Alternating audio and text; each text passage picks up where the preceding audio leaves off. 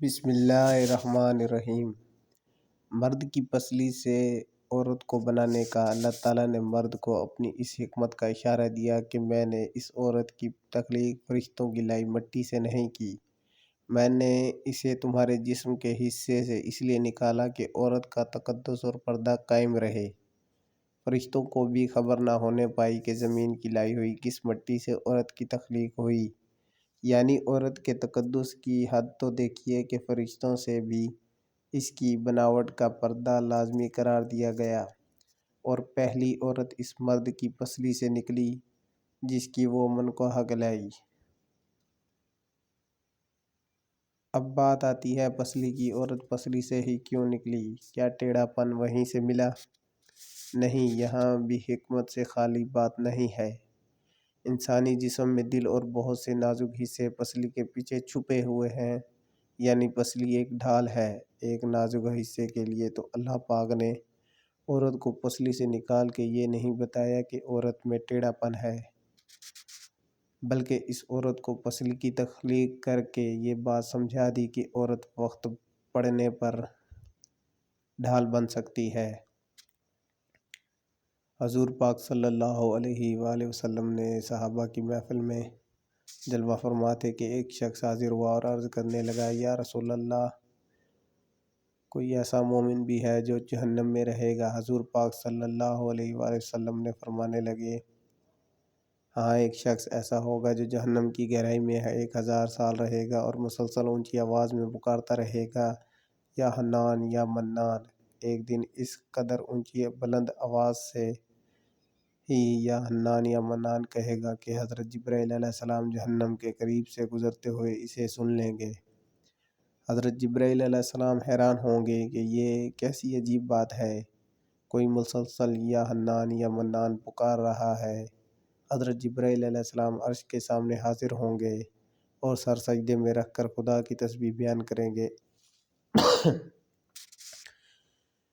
اللہ فرمائے گا، اے جبرائیل علیہ السلام سر اٹھاؤ۔ جیسے ہی حضرت جبرائیل علیہ السلام سر اٹھائیں گے تو اللہ فرمائے گا کہ بتاؤ جبرائیل علیہ السلام، کیا عجیب دیکھا آج تم نے؟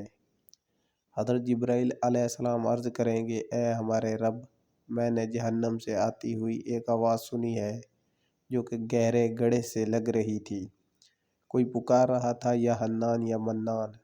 اللہ فرمائے گا، اے جبرائیل علیہ السلام، جہنم کے دروغ مالک کے پاس جاؤ اور اسے کہو کہ جو بندہ یا حنان یا منان کی صدا لگا رہا ہے اسے جہنم سے نکال کے تمہارے حوالے کر دے، پھر اسے میرے پاس لے آؤ۔ حضرت جبرائیل علیہ السلام جہنم کے دروازے پر تشریف لے جائیں گے،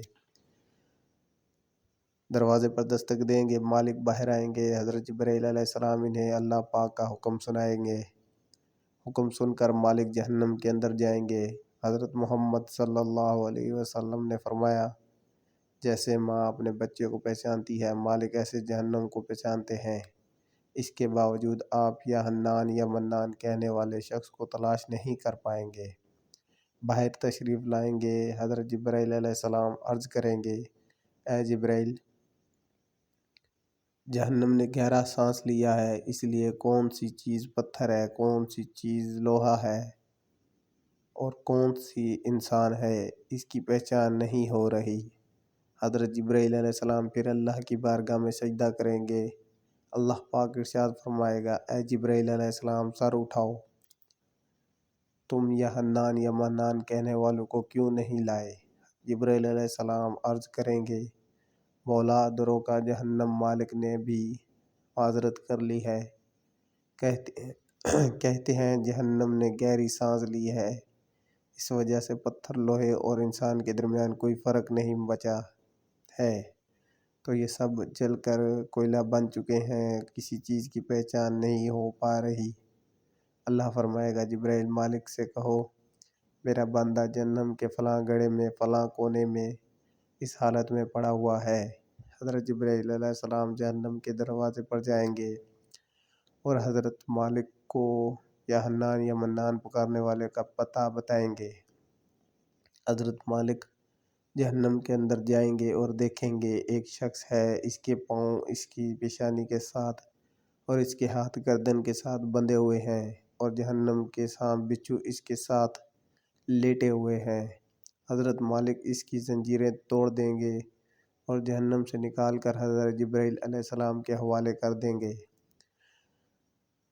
حضرت جبرائیل علیہ السلام اسے عرش الہی کے سامنے لے کر حاضر ہوں گے، سر سجدے میں رکھیں گے۔ اللہ پاک فرمائے گا جبرائیل علیہ السلام سر اٹھاؤ۔ حضرت جبرائیل علیہ السلام سر اٹھائیں گے۔ اب اللہ پاک اس بندے سے فرمائے گا، اے بندے، کیا میں نے تیری بہترین تخلیق نہیں کی تھی؟ کیا میں نے تیری طرف رسول نہیں بھیجے تھے؟ کیا میرے رسولوں نے تمہیں میری کتاب نہیں سنائی تھی؟ کیا میرے رسولوں نے تمہیں نیکی کا حکم نہیں دیا تھا؟ کیا تجھے برائی سے منع نہیں کیا تھا؟ وہ بندہ ساری باتوں کو مانے گا، اقرار کرے گا، یا اللہ تو نے میری بہت اعلیٰ تخلیق فرمائی، تیرے رسول بھی تشریف لائے اور انہوں نے تیرے احکام بھی سنائے۔ اللہ پاک فرمائے گا فلاں فلاں گناہ کیوں کیا؟ وہ عرض کرے گا، یا اللہ میں نے اپنی جان پر ظلم کیا جس کی سزا میں مجھے جہنم میں ڈال دیا گیا۔ اے اللہ، اس کے باوجود میری امید نہیں ٹوٹی، مجھے تیری رحمت سے امید تھی، میں یا حنان یا منان پکار رہا تھا، مولا نے مجھے اپنے فضل سے جہنم سے نکالا ہے، یا اللہ مجھ پر رحم فرما۔ اللہ فرمائے گا، اے فرشتوں گواہ ہو جاؤ، میں نے اس پر رحم کیا اور اسے معاف کر دیا۔ ناظرین، آئیے اپنا اپنا محاسبہ کرتے ہیں کہ کیا ہم میں کوئی ایسا ہے جو کہہ سکے کہ میں اپنے ایمان کا حساب کر سکتا ہوں۔ اپنی اپنی گریبانوں میں نظر ڈالیں، کوئی ایسا خوبی جس میں ہمیں یقین ہو کہ ہمیں دوزخ میں نہیں ڈالا جائے گا۔ ہزاروں سال کی عبادتوں بھی رد ہوتی دیکھی گئی ہیں، تو بس اللہ سے دعا کرتے ہیں کہ اے اللہ، ہم جانتے ہیں کہ اگر ہمارے ایمان کا سخت حساب لیا گیا تو یقیناً ہم نہیں بچ پائیں گے، ہم بے حد گناہگار ہیں۔ لیکن اللہ پاک، ہم تیری رحمت کا سوال کرتے ہیں، ہم سے حساب اپنی عدل و انصاف پر نہ لینا، بلکہ ہم پر اپنی رحمت اور عطا کا حیا رکھنا۔ اے اللہ پاک، ہماری دعا کو قبول فرما، آمین۔ قیامت کے دن جب لوگوں کے ایمان کا حساب و کتاب ہو رہا ہوگا، پھر کچھ لوگ ایسے ہوں گے جن کو اللہ تعالیٰ بغیر حساب کے جہنم میں بھیج دے گا۔ صحابہ کرام رضی اللہ تعالیٰ اجمعین نے عرض کیا، یا رسول اللہ صلی اللہ علیہ وسلم، وہ کون سے لوگ ہوں گے؟ نبی کریم نے فرمایا، ظالم حکمران، وہ تاجر جو جھوٹ بولتا ہو، وہ بوڑھا شخص جو زنا کرتا ہو۔ نبی کریم صلی اللہ علیہ وسلم نے فرمایا، جس شخص میں یہ تین عادات پائی جائیں گی وہ جاہل ہے، جو سننے سے پہلے ہی جواب دینا شروع کر دیتا ہے، بات کو سمجھنے سے پہلے ہی جھگڑا شروع کر دیتا ہے، علم نہ رکھنے کے باوجود فیصلے شروع کر دیتا ہے۔ اللہ پاک ہم سب کو نیک عمل کرنے کی توفیق عطا فرمائے، آمین۔